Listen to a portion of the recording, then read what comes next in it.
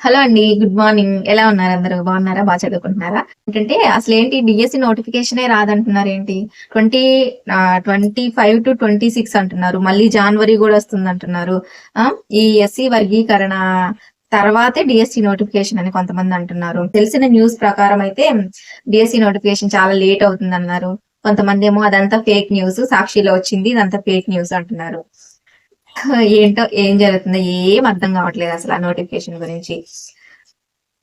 So ఇంకా ఇప్పుడు వచ్చినా రాయడానికి మనం రెడీగా ఉండాలి. సర్లే టెన్షన్ ఎందుకు, రిలాక్స్ ఫీల్ అవ్వండి. స్వీట్ తినండి. ప్రసాదం ఏం కాదు, స్వీట్ తినంటే. జంక్షన్ లో నోరు తీపిస్తున్నా. అదే ఇవాళ చేసింది మాకు కూడా. Don't get angry, eat jangri. Notification ఇప్పుడు రాదు, మళ్ళా జనవరిలో అంటున్నారు. ఏం అర్థం కావట్లేదు. సక్సెస్ సిరీస్ ఎగ్జామ్స్ రాసాం కదా, అందులో కూడా చెప్పారు ఇప్పుడల్లా నోటిఫికేషన్ రాదని కదా. నోటిఫికేషన్ ఇక లేనట్టేనా, ఇంకా లేనట్టేనా అని పెట్టి అట్లా చెప్పారనమాట. ఏం అర్థం కావట్లేదు. సరేలేండి, నోటిఫికేషన్ తో మనకేం పని, మన పని మనం చేసుకుందాం అంతే కదా. నోటిఫికేషన్ గురించి ఎప్పుడు ఆలోచించాలి తెలుసా? మనకంతా ఇప్పుడు ఏంటంటే బాగా 5-6 ఏళ్ళ నుంచి చదువుతున్నారు చూసారా, వాళ్ళు ఆలోచించాలి నోటిఫికేషన్ గురించి, మనం కాదు. మాకంతా వచ్చు, నోటిఫికేషన్ చేస్తే మేము మొత్తం రాసేస్తాం. ఎగ్జామ్ కి రెడీగా ఉన్నాము, ఫీల్ అవ్వాలి. ఎగ్జామ్ కి రెడీగా ఉన్నాము అనుకునే వాళ్ళు ఆలోచించండి తెలుసా. మన చదివే వాళ్ళు చదువుకుంటా పోవడమే. మనంతా చదివేసిన తర్వాత అప్పుడు మనం నోటిఫికేషన్ గురించి ఆలోచించుకుందాం. ఇప్పుడు ఎంతైనా ఎంత చదివినా ఏడవ సెట్ మిగిలిపోయే ఉంటది. కాబట్టి నోటిఫికేషన్ ఎప్పుడైనా రాని, మనం చేయాల్సిన పడింది. మనం జనవరిలో వస్తుందా రానండి, ఏం చేయలేము ఫ్రెండ్స్, మన చేతులు ఏం లేదు. కాదు, మనం ఇట్లా అంటుంటే రానిండి, ఎప్పటికైనా రానిండి రాద్దాం అంటుంటే మీరు పెద్ద డబ్బున్న వాళ్ళు ఉన్నట్టున్నారు, చాలా కూల్గా మాట్లాడుతున్నారు అని ఎవరో కామెంట్ చేశారు. లేముంది, నోటిఫికేషన్ వస్తేనే కదా ఎవరైనా ఎగ్జామ్ రాయాల్సింది. ఇప్పుడు మన కాడ పైసలు ఉన్నా లేకున్నా మనం ఏమైనా చేస్తామా ఫ్రెండ్స్? మన చేతులు ఏమన్నా ఉంటే లేదు కదా. సో దాని గురించి రాలేదని డీలా పడిపోయి దాని గురించి తెగ ఆలోచించేసి ఉన్న ప్రజెంట్ మనం పోగొట్టుకోలేం కదా. మెంటల్ పీస్ పోద్ది. మెంటల్ పీస్ పోయిందంటే ఎంత చదివినా వేస్ట్. అందుకనే కూల్గా ఉండాలి. మనం కూల్నప్పుడే చదివి అర్థమవుతుంది. అమ్మ మీ అంత కూల్ గా మేము ఉండలేమలేమ్మా అని అంటారు. అదే ఇంకా మీ ఇష్టం ఇంకా. సో అదనమాట, చూద్దాం, మన చేతుల్లో లేదు కదండి. సో ఈ రోజైతే లడ్డు తిను. ఏంటో ఈ రోజు వర్షం, స్వీట్ల వర్షం కురిపిస్తుంది. అంటే అందరూ టెన్షన్ లో ఉన్నారని నోరు తీపి చేద్దామని. సో అది ఫ్రెండ్స్, నోటిఫికేషన్ గురించి ఏమేమో న్యూస్లు వస్తున్నాయి. ఏది నమ్మాలో ఏది నమ్మకూడదు, ఏది నిజమో ఏది అబద్ధమో ఏం అర్థం కావట్లేదు. మనమైతే రేపే నోటిఫికేషన్ వస్తుంది అనుకున్నట్టు చదవడం అంతే. ఇంకా మనమేం చేయలేం. సరే మరి. సో ఇంకా మన వీడియోలోకి వచ్చేస్తే మనం మీకు విషయం చెప్తాను కదా, చెప్తాను లాస్ట్ లో చెప్తాను, వీడియో ఎండింగ్ లో చెప్తాను.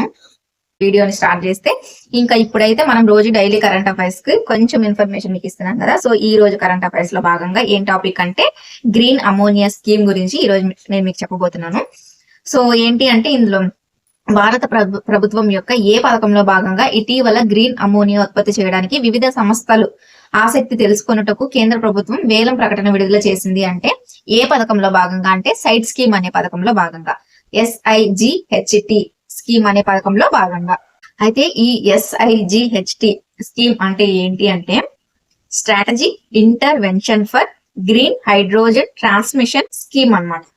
అయితే ఈ గ్రీన్ హైడ్రోజన్ ఉత్పత్తిని ప్రోత్సహించుటకు కేంద్ర ప్రభుత్వం ఇటీవల ప్రారంభించిన నూతన పథకం ఏది అంటే నేషనల్ గ్రీన్ హైడ్రోజన్ మిషన్. ఈ నేషనల్ గ్రీన్ హైడ్రోజన్ మిషన్ లో భాగంగా 2030 నాటికి ఎంత పరిమాణంలో హైడ్రోజన్ ఉత్పత్తిని సాధించాలని భారత ప్రభుత్వం లక్ష్యంగా పెట్టుకుంది అంటే సంవత్సరానికి 5 MMTల ఉత్పత్తి లక్ష్యంగా పెట్టుకుందంట. అయితే ఈ నేషనల్ గ్రీన్ హైడ్రోజన్ మిషన్ లో భాగంగా సైట్ పథకాన్ని ఎంత వ్యయంతో అమలులోకి తీసుకురావడం జరిగింది అంటే 17,490 కోట్ల రూపాయలు అంత వ్యయంతో అమలులోకి తీసుకురావడం జరిగింది. నెక్స్ట్ ఈ 2023 జనవరిలో ప్రారంభించబడిన నేషనల్ గ్రీన్ హైడ్రోజన్ మిషన్ ను ఎంత వ్యయంతో అమలు చేశారు అంటే 19,744 కోట్ల రూపాయల వ్యయంతో అమలు చేయడం జరిగింది. సో ఇదండి గ్రీన్ అమోనియా స్కీమ్ గురించిన కొంచెం ఇన్ఫర్మేషన్. సో ఇవాళ కరెంట్ అఫైర్స్ అయితే ఇవి అన్నమాట. సో ఈ రోజు మనం నెక్స్ట్ ఇంకా కంటెంట్ విషయానికి వస్తే మనం డిఎస్సి సిలబస్ లో ఇంగ్లీష్ కంటెంట్ అయితే స్టార్ట్ చేసాం కదా. సో ఇంగ్లీష్ కంటెంట్ లో మనం ఆర్టికల్స్ అయితే ఫినిష్ చేసుకున్నాము. సో ఈ రోజు టాపిక్ వచ్చేసి ప్రెపోజిషన్స్ అన్నమాట. సో ప్రెపోజిషన్స్ కి సంబంధించి ప్రీవియస్ క్వశ్చన్స్ ఎట్లున్నాయి, సో దానికి సంబంధించి ప్రాక్టీస్ బిట్స్, సో అవన్నీ ఈ రోజు వీడియోలో అయితే చూడాలి. హలో అండి, గుడ్ ఆఫ్టర్నూన్ అందరికి. గుడ్ ఆఫ్టర్నూన్ అండి. సో ఇప్పుడైతే కరెంట్ అఫైర్స్ చదివిన తర్వాత ప్రెపోజిషన్స్ అనేది స్టార్ట్ చేశాను అనమాట. ప్రెపోజిషన్స్ కి సంబంధించి 3 కదా, సింపుల్ ప్రపోజిషన్స్, కాంపౌండ్ ప్రపోజిషన్స్ వచ్చి ఫ్రేజ్ ప్రపోజిషన్స్ కదా. దానికి సంబంధించి prepositions are 3 types: simple preposition, compound preposition, phrased preposition. So simple prepositions అంటే కన్సిస్ట్ ఆఫ్ ఓన్లీ మోనోసిలబల్ అన్నమాట. So in, on, to, of, by, for, from, with, till అది. Next compound prepositions లో వచ్చేసి it consistence of 2 or more syllables. So 2 or more syllables వద్ద use చేస్తారు. After, about, above, against, around, below, behind, below, beside, besides, between, inside, into, belong, without, under, underneath. Next two words among, along అదనమాట. Next phrasal prepositions ఇదనమాట.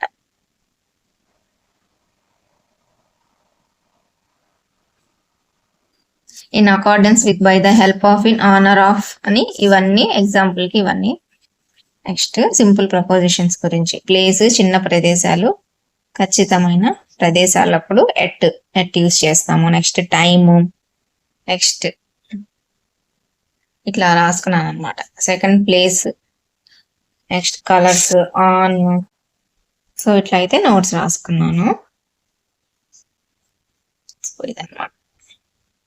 So చూసారు కదా ప్రెపోజిషన్స్ notes అన్నమాట. So చూసారు కదా ప్రెపోజిషన్స్ కి సంబంధించి నోట్స్ అయితే అట్లా రాసుకున్నాను. ఇంకా ఉంది సో రాయాల్సింది.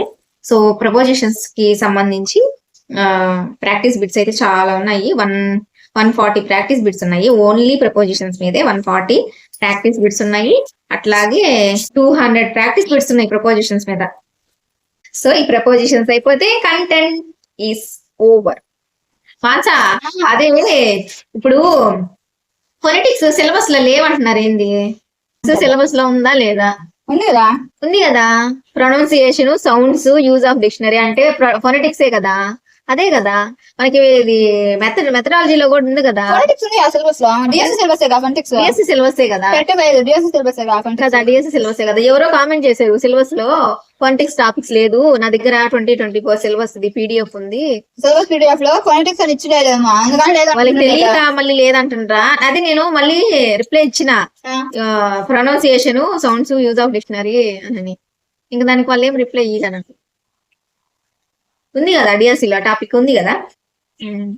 అయితే ఆఫ్టర్నూన్ లంచ్ టైం అయింది. సో ఆన్సర్ సాంబార్ తెచ్చిందంట.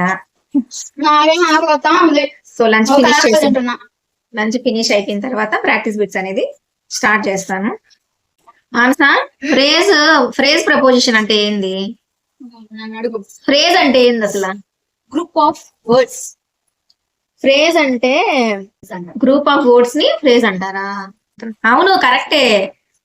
కొన్ని పదాల సముదాయాన్ని ఒక ప్రిపోజిషన్ గా ఉపయోగిస్తే దాన్నే ఫ్రేజ్ ప్రపోజిషన్ అంటారు. కాంపౌండ్ ప్రిపోజిషన్ అంటే నౌన్ ని అడ్జెక్టివ్ గా గానీ, అడ్వర్బ్ గా గానీ, ఏ అనే ప్రిఫిక్స్ ని గానీ, బి అనే ప్రిఫిక్స్ ని గానీ చేర్చడం వల్ల కాంపౌండ్ ప్రిపోజిషన్ అనేది వస్తుంది. హలో అండి, గుడ్ ఆఫ్టర్నూన్ అందరికి. సో ఈ రోజు మనం ప్రిపోజిషన్స్ చదువుతున్నాం కదా. సో ప్రపోజిషన్స్ కి సంబంధించి ప్రీవియస్ దాంట్లో ఒక క్వశ్చన్ అయితే వచ్చింది. సో కంపల్సరీ ఒక క్వశ్చన్ అయితే వస్తుంది అనమాట. సో దాన్ని బట్టి అంటే ప్రీవియస్ క్వశ్చన్ ఎట్లా వచ్చింది అనేది ఇప్పుడు నేను మీకు చూపిస్తాను. చూడండి, అంటే నేను ఎక్కువ చూపించట్లేదు అనమాట, జస్ట్ ఒక ఐడియా కోసం ఇట్లా అడుగుతున్నారు అని చెప్పడానికి మాత్రమే చూపిస్తున్నాను. సో ఒకసారి ప్రీవియస్ బిట్ ఎట్లా వచ్చింది అనేది చూపిస్తాను. చూడండి ఇక్కడ question, he was gazing dash the spectacles అన్నారు. Choose the correct preposition. So ఇక్కడ కరెక్ట్ ఆన్సర్ ఏంటి? గెస్ చేశారా? ఎవరైనా చెప్తారా కరెక్ట్ ఆన్సర్? సో ఇక్కడ కరెక్ట్ ఆన్సర్ ఏంటి అంటే, కరెక్ట్ ఆన్సర్ వచ్చేసి ఎట్ అనేది కరెక్ట్ ఆన్సర్ అనమాట. అంటే గేజింగ్ ఎట్ అంటే మీనింగ్ ఏంటి అంటే రెప్ప వేయకుండా చూడటము అనే అర్థం వస్తుంది అనమాట. సో అట్లా అడిగాడు అనమాట క్వశ్చన్. అండ్ నెక్స్ట్ ఇంకో క్వశ్చన్ చూద్దాం. సో నెక్స్ట్ క్వశ్చన్ చూడండి, all the subject dash god అన్నారు. So all the subject dash god. So correct answer ఏంటో కామెంట్ చేయండి. అండ్ దీనికి కరెక్ట్ ఆన్సర్ ఏంటి అంటే 2 అనేది కరెక్ట్ ఆన్సర్ అవుతుంది. సో సబ్జెక్ట్ తర్వాత మనం 2 అనే ప్రపోజిషన్ని వాడాలి. సో అది అంటే వెర్బ్ ఆర్ అడ్జెక్టివ్కి తర్వాత మనం ఏం వాడాలి, 2 అనే ప్రపోజిషన్ అయితే వాడాలి. సో దీనికి కరెక్ట్ ఆన్సర్ ఏంటి అంటే 2 అనమాట. చూసారు కదా ప్రిపోజిషన్స్ లో ప్రీవియస్ గా అట్లా కొంచెం సింపుల్ గానే ఉన్నాయి అనమాట బిట్స్. సో మనకి జస్ట్ ఒక ఐడియా కోసం అయితే ఇప్పుడు చూసేసాము. సో ప్రిపోజిషన్స్ మీద చాలా క్వశ్చన్స్ ఉన్నాయని చెప్పాను కదా, సో అవన్నీ చేసుకుంటూ వస్తున్నాను. ఆల్మోస్ట్ అయిపోవచ్చింది, టైం అయితే 4 అయిందనమాట. సో నాకు తెలిసి ఇంటికి వెళ్ళే టయానికి ప్రిపోజిషన్స్ అయితే కంప్లీట్ అవుతాయి. సో మనం త్వరగా సిలబస్ ఫినిష్ చేసేసి ఎగ్జామ్స్ అయితే స్టార్ట్ చేద్దాము. సో ఈ రోజు ప్రిపోజిషన్స్ తో మన ఇంగ్లీష్ కంటెంట్ అయితే అయిపోయింది. సో ఇంగ్లీష్ మెథడాలజీ అనేది స్టార్ట్ చేయాలి. సో మెథడాలజీ స్టార్ట్ చేయాలా లేదంటే వేరే కంటెంట్ ఏదన్నా స్టార్ట్ చేద్దామా అని ఆలోచనలో ఉన్నాను అనమాట. సో చూడాలి. సో మనం ఆల్రెడీ మ్యాథ్స్ కంప్లీట్ చేసాము. సో ఇప్పుడు ఇంగ్లీష్ కంటెంట్. సో నెక్స్ట్ ఏం స్టార్ట్ చేద్దాం అనేది ఆలోచిస్తున్నాను. సో చూద్దాం నెక్స్ట్ ఏం స్టార్ట్ చేద్దాం అనేది రేపటి వీడియోలో చెప్తాను. సో ఇప్పుడైతే మనకి ఇంకొన్ని ఉన్నాయి ప్రాక్టీస్ బిట్స్. సో అవి కూడా చేసేస్తే ప్రిపోజిషన్స్ అయితే కంప్లీట్ అయిపోతాయి. సో మర్చిపోయాం, ఒక టాపిక్ మర్చిపోయాం మనము. పోయట్స్, ఎస్సేయిస్ట్, నావలిస్ట్ అవి మర్చిపోయాం కదా. సో అవి చదవాలి కదా. ఓకే, సో అవి ఆ టాపిక్ నేను లాస్ట్ లో చదువుదామని హోల్డ్ చేశాను. సో ఆ టాపిక్ నేను లాస్ట్ లోనే చదువుతాను. సో అదనమాట. ఇవి పాయింట్స్ అయితే తర్వాత చూద్దాము. సో నెక్స్ట్ టాపిక్ ఏం స్టార్ట్ చేశాను అనేది రేపటి వీడియోలో చెప్తాను. అండ్ ఇదనమాట. సరే మరి ఇంకా చేయాల్సినవి ఉన్నాయి. మళ్ళీ మర్చిపోయే వీడియో కూడా చూడాలి కదా ప్రిపోజిషన్స్ మీద జాన్ సార్ ఉన్నారు కదా. సో చాలా బాగా చెప్తున్నారు క్లాసు. ఒకసారి ఎవరైనా విన్న వాళ్ళు ఉంటే జాన్స్ ఇంగ్లీష్ అకాడమీ అని ఉంటుంది, యూట్యూబ్ లో సెర్చ్ చేయండి వస్తుంది. ప్రపోజిషన్ మీద చాలా బాగా చెప్పారు సార్ క్లాసు. సో ఎవరైనా చూడండి వాళ్ళంటే చూడండి. జస్ట్ నేను చూసి నాకు నచ్చి చెప్తున్నానండి, అంతేను. మీ ఇష్టము, మీకు ఎవరిది నచ్చితే వాళ్ళది అయితే చూడండి. సో నేనైతే ఆ సార్ది చూశాను, బాగుందని చెప్తున్నాను. మీకు నచ్చితే చూడండి, లేదంటే మీకు ఎవరిది నచ్చితే వాళ్ళు చూడండి. సో మొత్తానికి ఇంగ్లీష్ కంటెంట్ అయితే కంప్లీట్ అయింది. సో చూసారు కదా ఇవాళ వీడియో. సో ఇదేనండి ఇవాళ వీడియో. నచ్చితే లైక్ చేయండి, షేర్ చేయండి, కామెంట్ చేయండి అండ్ సబ్స్క్రైబ్ చేసుకోండి. Thank you so much for watching. Bye.